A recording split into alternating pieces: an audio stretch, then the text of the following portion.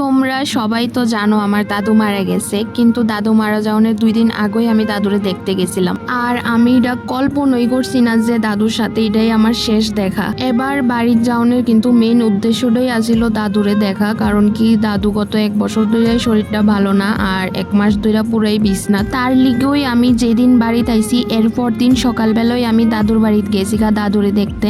দাদুর বাড়ি আমরা বাড়ির থেকে প্রায় 1.5-2 কিলোমিটার হইব। আমরা সবসময় কিন্তু হাইটটা যাই দাদুর বাড়িতে, কিন্তু এবার গাড়ি দিয়ে গেছিলাম, কারণ কি মারও শরীর ভালো না, মা হাঁটতে পারতো না এতটা রাস্তা, তার লিগে গাড়ি দিয়ে গেছিলাম।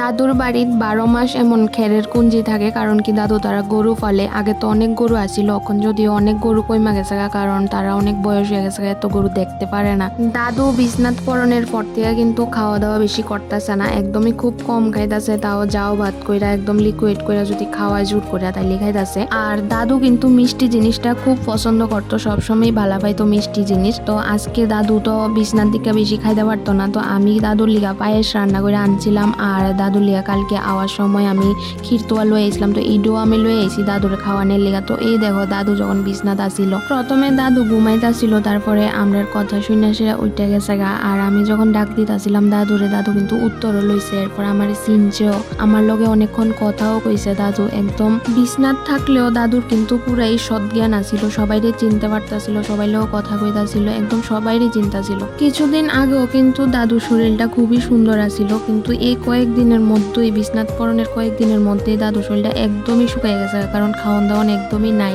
দাদু বিছনাত পড়লেও নিজে নিজে কিন্তু উঠানামা করতো, তারপর একলা একলা বাইরেও যাইতো, শুধু কেউ একজন সামনে থাকলে হতো যাতে পয়সা টয়রা না যায়। দিদা বাইরে রান্না বসাইছে, আর আমরাও সবাই বাইরে দেখা দাদু দেখো একলা একলা ঘরের থেকে বাইরে এসে এইখানে শুয়ে রয়েছে, বইয়া বেশিক্ষণ থাকতে পারে না কারণ শরীরটা দুর্বল। তো আমরা বাইরে দেখা দাদুর ঘরে ভাল লাগতেছে না, দাদু এখানে আয়া পুরা আমরার কথা শুনতেছে সবার। কোল্ড ড্রিঙ্কস এর মধ্যে দাদু কিন্তু ম্যাঙ্গো জুস বা ফ্রুটি এডিওই বেশি সবসময় খাইতো। তো আমরা যাই তো 2টা লইয়া গেছিলাম, এডিওই মা ওখানে খাওয়াইতাছে, আর নিজের দিকা 2টা খাইতে দাদুর এই শক্তিটা নাই। তো যখন মা মুখে ধরছিল বা দাদু কিন্তু এটা নিজে নিজেই টাইনা খাইছে পাইপ দিয়ে সেটা। এরপর উইটা বইছে পরে দিদা মাথাটা ধুয়া দিয়া মুছা দিতাছে, ডেলি ডেলি দিদা স্নান করায় না, একদিন পর পর করায়, তো আজকে মাথাটা ধুয়া দিছে। দিদাই কিন্তু সব যত্ন করতেছে দাদুর। দাদু মিষ্টি কত বালা পাইতো, কিন্তু বিছনাথ পরনের পর থেকে মানে মিষ্টি এটা চাবাইয়া খাইবো এই শক্তিটা আসলো না, যার লিগে আমি আইতে দাদুর লিগা ক্ষীরতোয়া আনছিলাম। আর আমরা বাড়ির থেকে সেমাইয়ের পায়েস বানায় সেটা লইয়া গেছিলাম দাদুর লিগা। তো মা ইডি দুনুটা মিলই দাদুরে খাওয়াইতাছিল, আর দাদুর যেহেতু শক্তি আসিল না চাবানের, খুব আস্তে আস্তে খাইতো তখন। তো ইডই আসিল